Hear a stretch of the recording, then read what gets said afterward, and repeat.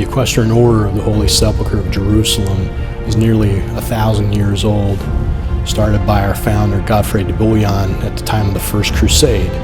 And our mission remains unchanged over 900 years, which is the defense of the Holy Land, the holy places, and the Christians in the Holy Land.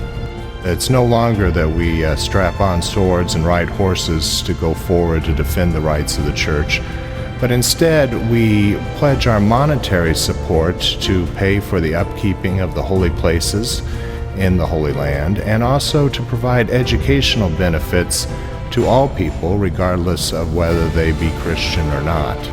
Some Catholics pray, some Catholics evangelize, some Catholics give to the poor in support of the Church. But we as Knights are called to do all three.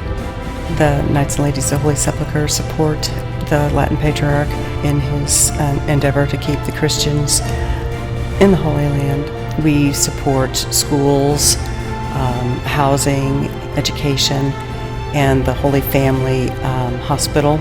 With the politics of the region, it's getting more and more difficult for the Christian community to remain there because people are leaving. And so we need to be able to make sure as an order that we do everything we can to continue a Christian presence.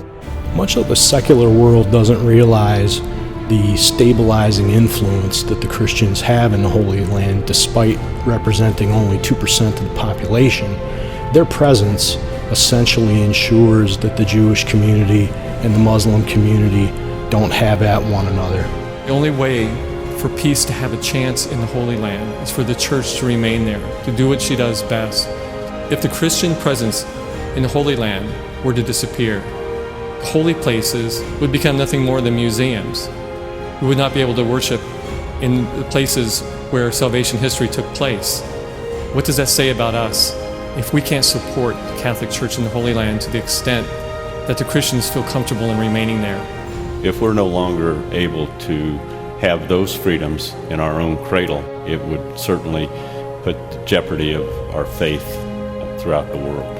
In these days when faith is waning and people no longer have hope, though it is only a city and brick and mortar, it is something that we can look to that substantiates our faith and keeps us looking toward the Mother Church.